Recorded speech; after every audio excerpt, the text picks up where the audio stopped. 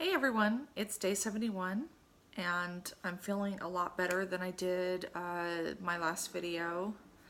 I've actually I'm hot, sorry.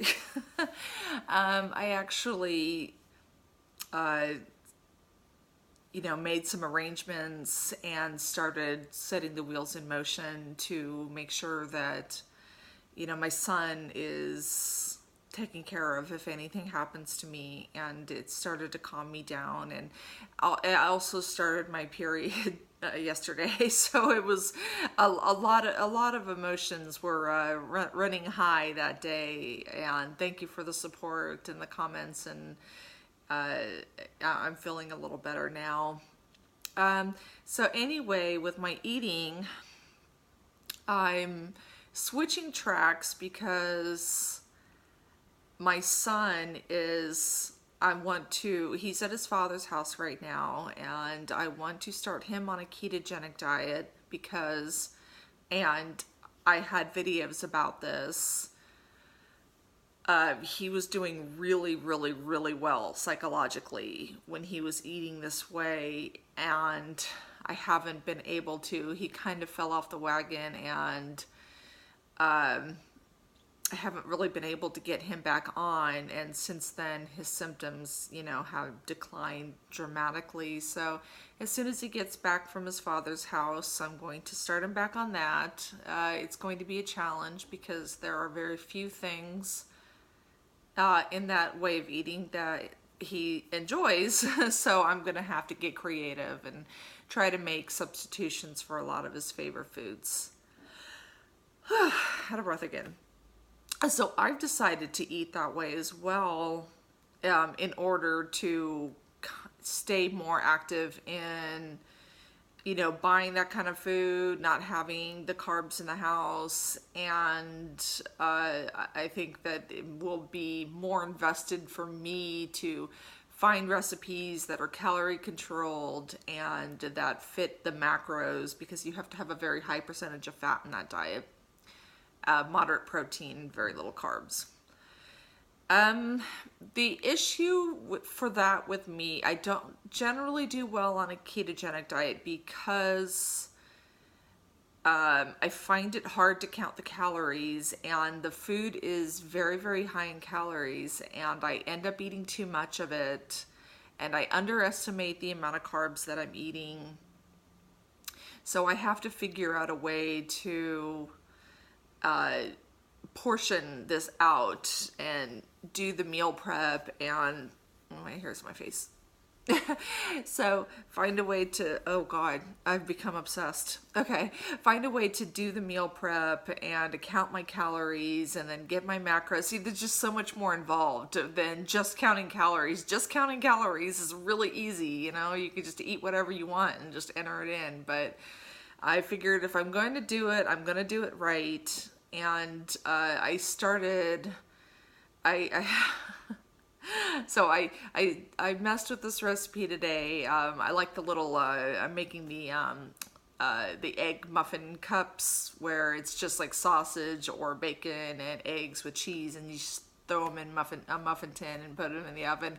I tried to buy like foil muffin tins so I don't have to do much cleanup. And I have really nice non-stick muffin tins, and there's so much fat in the meat that I didn't use any Pam or anything like that, and they all just stuck. And so I'm glad I kind of went on a dry run with that. But those are actually, the macros end up perfect for that, because depending on whether you use sausage or bacon, it's between 76 and 79% fat, and like 2% carbs, and just whatever's left over in protein. So it's actually perfect for a ketogenic diet. So I hope my son can be happy with those for a while. And I plan on buying an air fryer so I can make him chicken wings, because those are, he loves those. But I don't like, the part of the reason I don't like a ketogenic diet, as I said, is it's hard to count the calories. Like if I buy a steak, I don't know how many calories that's going to be. I don't know what the fat content is. I can make a guess, like flank steak is the easiest because it's lean, but if I want to say higher fat and I don't know, I have a lot that I have to try to work out. So, I've done plenty of low carb diets and they do work really well, but I just end up eating too much. So, this is gonna take a little doing for me. And I had a really nice kind of system going with the meal prep, so this is throwing a little monkey wrench in it. But I still want to make sure I keep my calories low. And oh yeah, another thing that's an issue with me is that becoming keto adapted. Now, getting into ketosis, that takes just 2-3 days. That's not a big deal. But for me, the lack of carbs hits me really, really hard if I'm trying to exercise and I want to be able to hike and be active, because it just makes me feel so much better. And I've tried to do hiking on keto and it's a fucking nightmare for me. And all these articles I've been reading, like it could take from 3 to 6 months to become fat adapted, where your body's not searching for glucose. It knows to use fat. Now, once it gets there, once you become fat adapted, then you have just tons of energy and basically you are a walking unlimited source of energy. I mean, it's great for, like really long distance runners, and they don't have to worry about, carrying the little gel packs and shit with them. So, it's good for that, but it takes a long time. And so I have to be willing to, like, if I'm going to do this, I need to be all in. And I'm going to have to accept the fact that I'm not going to have a ton of energy for these hikes. I'm not going to be able to advance as quickly as I would like.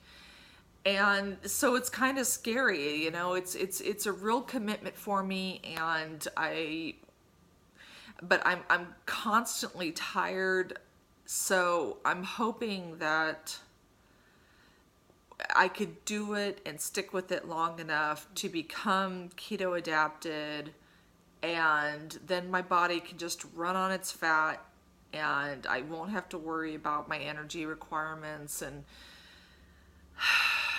I don't know. I do fall into the trap because, once you run out of glucose and your body's still looking for glucose for energy, I end up drinking a lot of coffee when I'm on a ketogenic diet. Like, I fucking live for coffee. Like, I become just obsessed with it.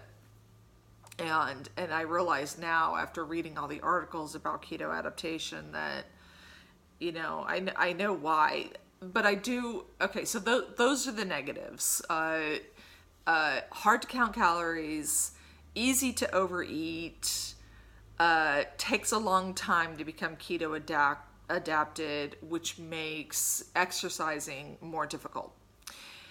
So those are the negatives. The positives are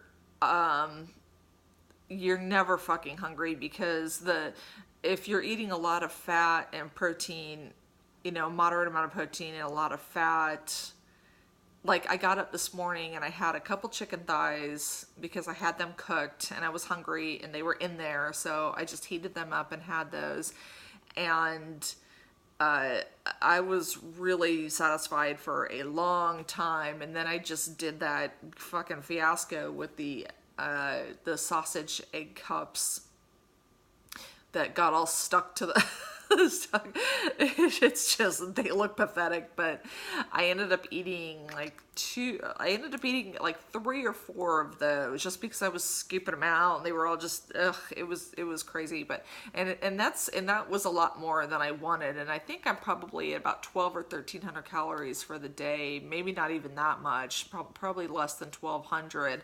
And it's 2:00 and I've had 3 carbs for the day, and I am so satisfied. I know I'm not going to be hungry for hours, and I'm only at 1200 calories. So that's one thing nice about eating that way, is it keeps your blood sugar really level, which it helps my moods a lot. And it really helps my appetite, helps my moods. So if I can figure it out and get the calories right, what I'm just planning on doing is finding a couple recipes that I like, a few things that my son will eat, and just kind of sticking with the same foods. And that's what I was doing with really the only carbs that I was eating other than non-starchy vegetables when I'm meal prepping were just beans and sweet potatoes. So really, honestly, like that's kind of the only thing I had to cut out. Well, with the chili, I don't want to eat like a ton of tomato sauce because that's really concentrated, so that gets a little carby. But yeah, I think I'll be able to find some recipes and work that out. And so it's I've been very foggy headed, so it's really good. It kind of clears your head and your brain actually becomes a lot more efficient when you're in ketosis because it knows it's not going to get the glucose for energy. So it does, when it runs on ketones, it actually needs a lot less energy to run on. So I'm going in, jumping in. So I'm doing pretty good. I did eat like really shitty, like I said in the video, which was the day before yesterday. I had 2 days where I ate really crappy. And then so yesterday, I had a headache and I woke up with that hungry, kind of craving junk food thing. And then I ended up getting a salad from the salad bar at Safeway, and I ate that for lunch. And then I cooked some chicken thighs and I ate a few of those for dinner, and I was fine. And like it completely cleared up the symptoms that I was having. But anyway, my son is with his dad. He just left today. And I have a few days to myself, and that'll help me recharge and feel a lot better than I did a couple days ago. Because, when he's in that really heavy psychosis state of mind, it's tough. It's really tough. And then I start to feel bad. And then he needs me to take care of him a lot. Like I've got to dole out the medication. I've got to clean up after him. I got to cook for him. I've got to answer all the questions, and it just drains me. So he's going to be with his dad for a couple of days, and that's going to be really nice. And I was planning on hiking today. I really wanted to go hiking today. And exercise does get you keto adapted more quickly. It's just, you have to exercise moderately, so I can't do any really tough hikes. But with me just starting my period, I am feeling really fucking lousy. So I know it's an excuse, but I really feel bad. I really feel bad. I'm in a lot of pain right now, so I don't think I'm going to go today. But maybe the next couple days.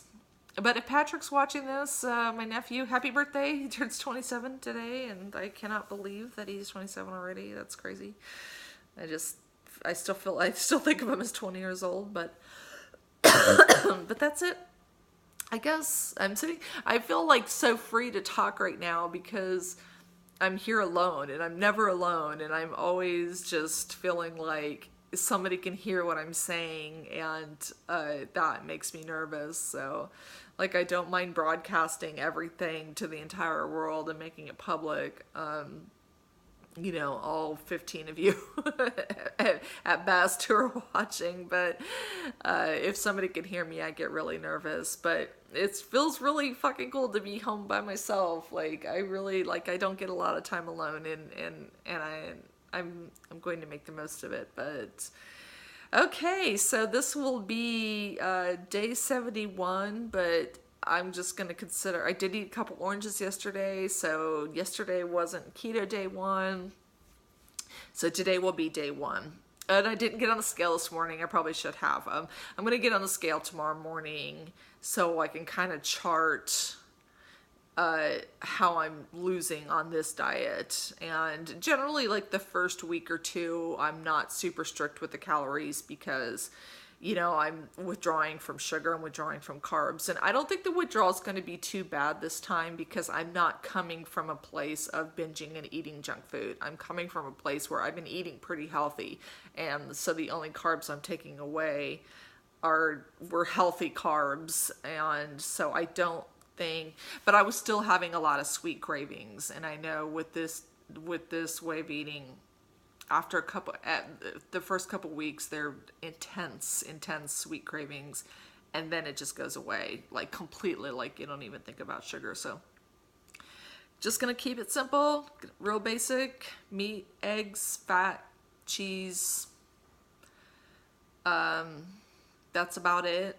Heavy cream, maybe, I'll start drinking a little bit of coffee and just putting some heavy cream in it. And I don't know, maybe make some of that bulletproof coffee where you put the butter in it. And that sounds gross, but it's so good.